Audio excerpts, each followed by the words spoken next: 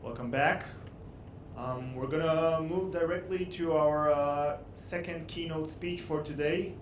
Oded Sheffer, founder and CEO of cPattern, will tell us all about the secrets of trading behavior patterns. All right, thank you very much. Hi, everybody. My name is Oded Sheffer. I'm the CEO of cPattern. We do real-time trading behavior analytics for online brokers, Forex and binary. And as part of our line of work, we constantly do research on data because we want to understand how traders trade and improve our services and understand more. And today I'm happy to share with you a recent study that we did on trading patterns because maybe these insights could be of value for you. Everybody's talking about lifetime value. It became the holy grail of the industry. Everybody is trying to maximize the potential of customers and develop tools, and some people are more successful than others, and that's okay, but we were curious on our side to learn or understand more what lifetime value is made of, what are the reasons for lifetime value. We wanted to look behind the word and make sure we understand better. And the first step or the first question that we asked ourselves was, why do some traders trade differently than others? Whenever you take a sample, and if you have some experience with statistics, if you take a sample of 100 traders, you will see differences immediately. One will trade more, one will trade less, one will trade with higher volume, another one with low volume, and it's a very interesting question, why? And we came up with maybe 5 main hypotheses or reasons for individual differences. The first one could be the amount of resources. If you are rich, if you have a lot of money, you'll trade differently. If you have a lot of experience, it will probably influence your trading.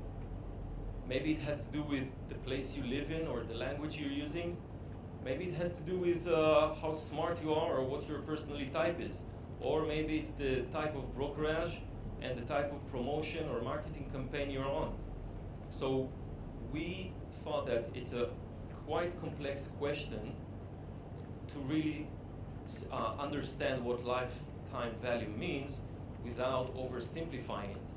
And in this study, we decided to focus on culture and language and see whether they have some sort of relevance to lifetime value. And I'm going to share the results that we found with you today. Just to mention, cPattern is not focusing entirely on culture and language. We study many variables in trading, many aspects in trading, but in this study we chose to observe the impact of language and culture on trading. What we did is we took a sample of over 12,000 traders in a period of 3 months, and we picked up 7 languages, and we observed 5 main trading parameters. Number of trades, the trade duration in time, lifespan in time, meaning how many trading days a trader was trading, how frequently he was trading, what was his profitability, what was his return, how successful he was, and what was the volume. And we tried to see whether we could see some differences or meaningful patterns of data in the data set that we had. So what we did is we had 5 scales of parameters, 7 languages, and this is what we came up with. It looks like a mess, I know, but we will take a step at a time, and I will try to explain to you what we found in it. What you can see here is basically 5 scales. The first scale is the days traded. The numbers here are, the lowest score was 10 days on average in a period of 3 months. The highest score was 26 trading days. The second scale was amount of trades, how many positions were opened in 3 months. The lowest score was 51 on average, highest score was 138. Trade duration, 0.9 days on average. The lowest score, the highest was 8.7 days. The volume, 0.06 lots per trade. The lowest score, highest score was 0.35 lots per trade. And the last scale on the bottom is the return, which means the lowest score was minus 90% revenue, which means the Italians are losing like crazy. And the highest score was minus 10.7%, which means everybody is losing in this industry. So we put all these different groups, different languages on these scales, and we try to figure out and make sense of this data. And I would like to show you what we found. Okay, these are the English-speaking traders. They're, in most cases, relatively lower than average. But you start to see interesting things in different groups.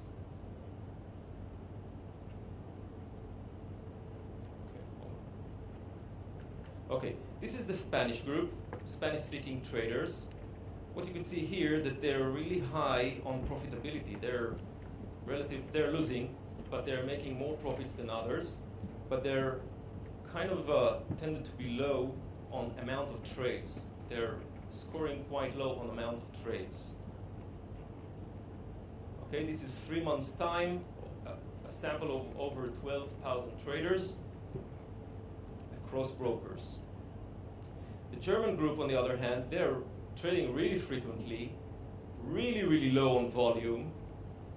The trade duration is very low comparing to average, and the return is somewhere in the middle. Okay, this is Arabic-speaking traders. You can see that they trade very rarely comparing to others. They score really low. Their trade duration is very short comparing to others, but they're the most successful group in comparing to other languages.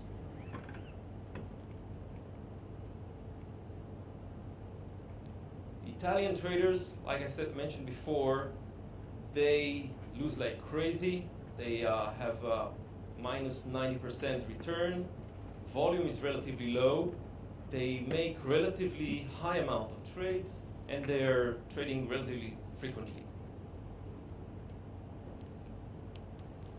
French traders, surprisingly, are doing okay on all scales. And you have Japanese traders. They scored highest on volume. Why are you smiling? They scored highly on volume. Their frequency of trading is low. They make relatively low amount of trades. Duration is okay, but their return is, they're losing quite a bit. Now you ask yourselves, okay, so what? And we ask ourselves a lot, okay, so what? So if I have this data, I have this information, what can I possibly do with this? We came up with some suggestions that I hope you will find them, that they make sense. The first one is that language seems to have an effect on trading. The fact that a trader picks up a particular language, uses a particular language, that's like a first screener. It has an initial impact on trading as a group. The data is there, okay? We didn't do any magic here. We just took the data, we analyzed it. If you're an FX or binary option broker, you can analyze the data yourself. And we think that if you have this high quality data, not just data, but have high quality data which is cleaned and carefully controlled, you basically can anticipate traders' behavior. You can make accurate predictions, more accurate predictions. You can make more accurate engagement tactics, and at the end have higher returns. Because, like you know, running a brokerage is a tricky business. You have high costs. Sometimes your margins are small. But if you understand the behavior of your traders, if you're aware, you can probably become more sensitive to the traders, to your customers, and do a better job in sales and retention. Okay, let's take a few examples, okay, of what a broker can possibly do if he has these information or insights on trading patterns. Let's pick up just the Spanish group, for example, first example. We think that if you are aware of this pattern, you can probably encourage traders making more trades because they score relatively low on amount of trading. And there are tools, promotions, targeted promotions that could stimulate Spanish traders or other traders to make more trades.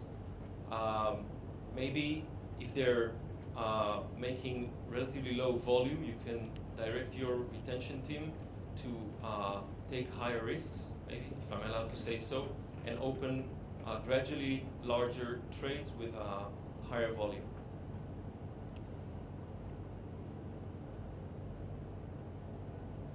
Okay, if you look at the German group, because they're trading more frequently and they're really low on volume, maybe as a broker you realize that and you want to do a better retention work and you want to motivate them to make more volume, higher volume, and you give them the right incentives, maybe offer educational materials to this group and motivate them by giving them incentives on using this educational material. Okay, for this group, for example, for this type of pattern, because these traders tend to trade relatively rarely, what you can do is maybe when they log in, you can engage with them immediately. And there are today tools that allow that. So, because you know that maybe the next time he's going to log in, it's going to be in a while.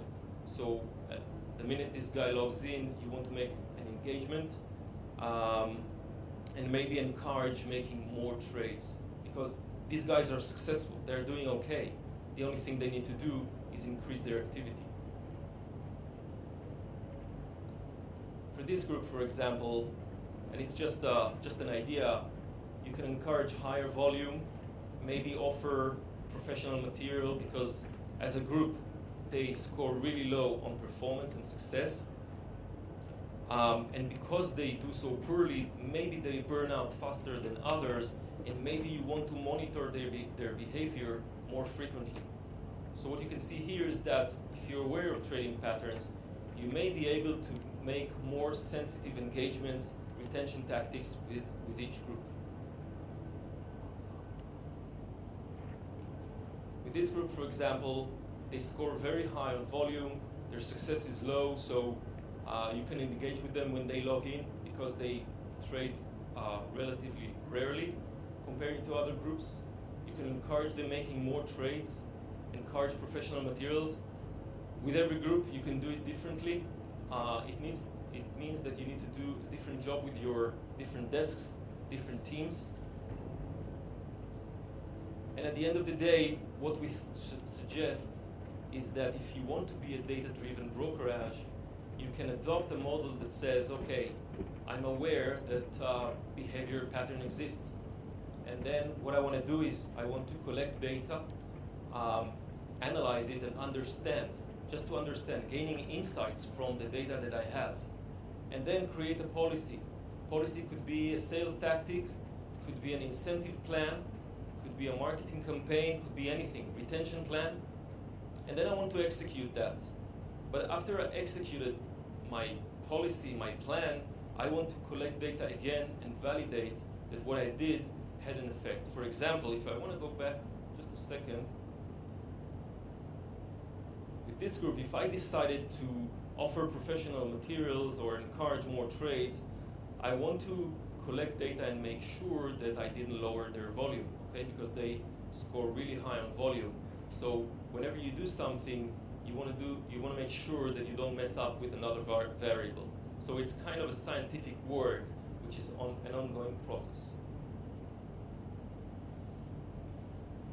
Let's take a zoom out with our ideas on how a data-driven brokerage, how it affects different departments within the company. For sales, if you're aware of the behavior of your traders, if you understand how they trade and what they do, you don't have to make blind calls to your prospects. You can know who you're calling. You can make better predictions, better plans, better offering. You can prepare and plan for every call. I know that some brokers do a really good job in that, and some brokers are just calling blindly prospects and offering generic things. And we just offer here a line of activity that may be of interest. And if you are aware of the data, of the behavior patterns, you can adjust your incentive plans for your agents, for your own sales and retention agents. With retention, if you're aware of these trading patterns, all you need to do is to monitor the account's behavior systematically, understand how culture and language affect trading, and act accordingly. Adapt your brokerage efforts to be more sensitive and more aware and more oriented to the behavior of your traders. And in terms of operation, sales and retention couldn't do anything if they don't have the necessary IT infrastructure that could deliver the high quality data to all departments. And you need to align your work processes to the technology. We saw in some places that sales and retention were trying to do things, but because they didn't have the right infrastructure, didn't have the right systems, didn't have the access to the right data, they couldn't act on it and do deep, high-quality processes. And in terms of management, if you want to be a data-driven brokerage, it has to do with staffing. Hire the right people who are more data-oriented, who are not afraid of data, are not afraid of reports. And I think the trading industry is very mathematical. Everything is could be very measured. And you want to hire the right people to do it.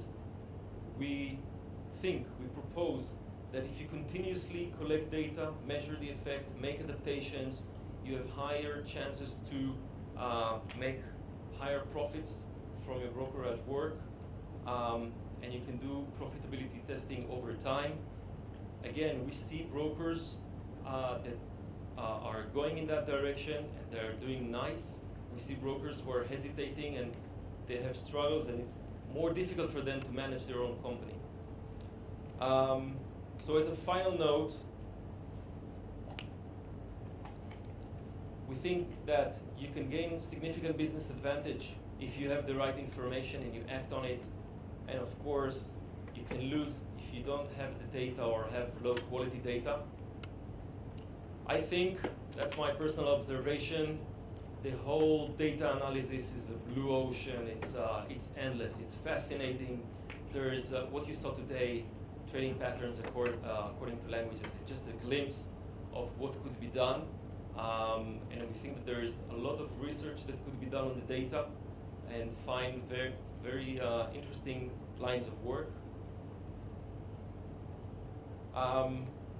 Some brokers that we speak with say, yeah, look, I'm busy, I don't have the budget for it. And I say, for my observation, data analysis is an investment in your company. It shouldn't be an expense, but that's up to you to decide. I think there's no magic. It's an ongoing process. It requires dedication, but I think if you are going in a data-driven process, you will see results. And it should be a core business with high priority for a brokerage, for running a brokerage. This is our observation on this. I'll be happy to take any questions that you have. Yes, please. Microphone. Where are you from? Thank you. I'm Avi from Forex Magnets. I'm writing at Forex Magnets. I wanted to ask about the Arabic speakers' returns.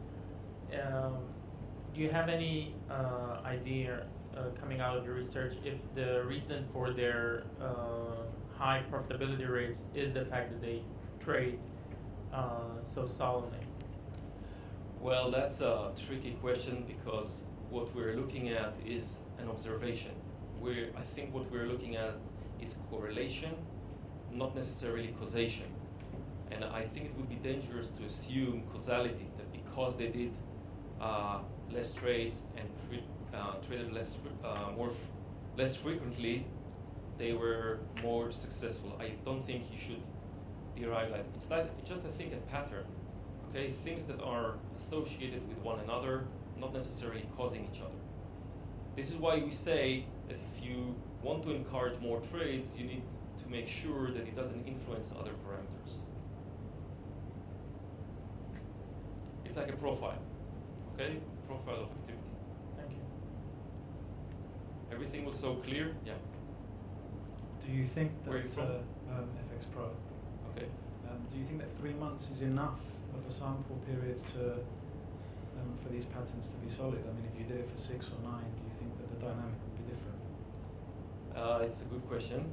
I don't really know. We suspect that the average lifetime value, if I may say lifetime value, is a few months. So this is like a snapshot, okay, of what happened in these 3 months. And I think we were looking at the general trend. Maybe we had some edges before or after, but Forex traders generally last a few months, 1 or 2 or 3. So this is why we decided to cut this period and just look what happens in that time frame. I think maybe if you looked at different time frames, you may see other things, but I think we hit the main trend here. Yes, please.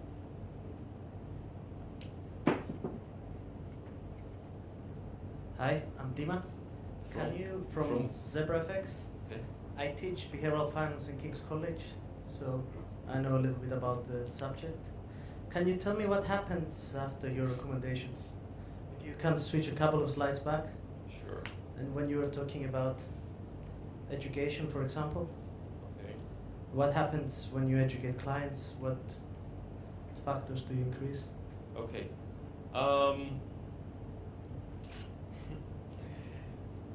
We have tools that educate customers, so I can talk about our tools. I know that there are other educational materials in the market.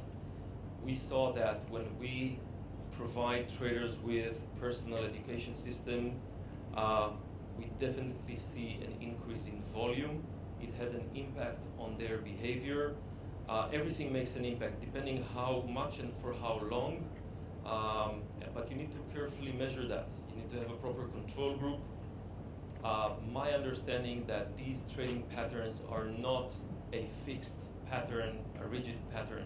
You can make a difference if you know your job, okay? You can use automated tools, you can use targeted promotions, and you can test yourself on your own customers if it makes a difference. From what we see on our customers, we are able to increase volume for sure, increase activity for sure.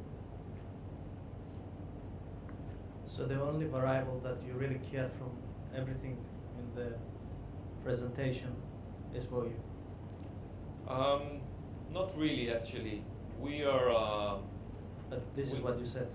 No, I think when you measure customer behavior, these are the main factors that you look at, okay? Are there any other factors that you know that are of interest in trading? How do you measure trading change, that you had an effect? You look at the main parameters. You look at number of trades, at the parameters that I presented. Volume, withdrawals, deposits. I think if you are running a brokerage and you want to try out, you can try different tools and measure their impact. But what I'm saying here is that these are the patterns that we recognized. You can use tools and test them out and see if they make a difference for you. I think every brokerage might be a little bit different than another.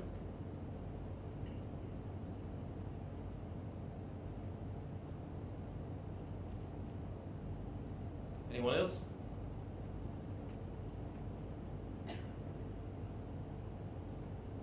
Thank you very much for this presentation.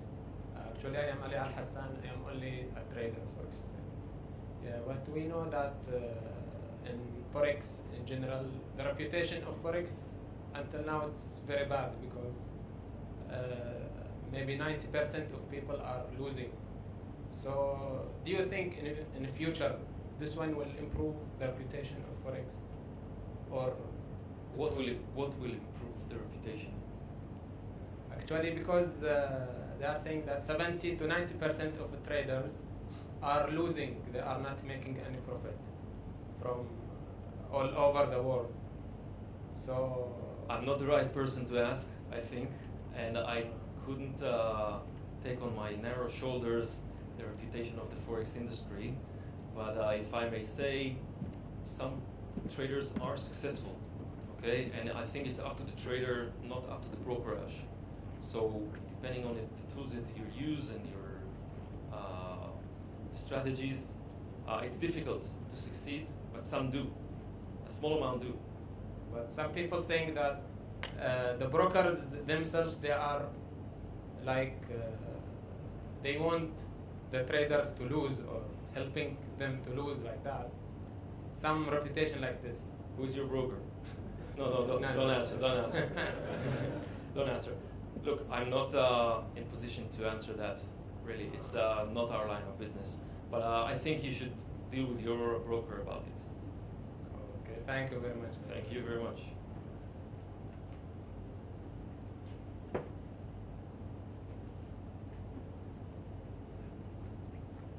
Other questions? All right, thank you very much for your time.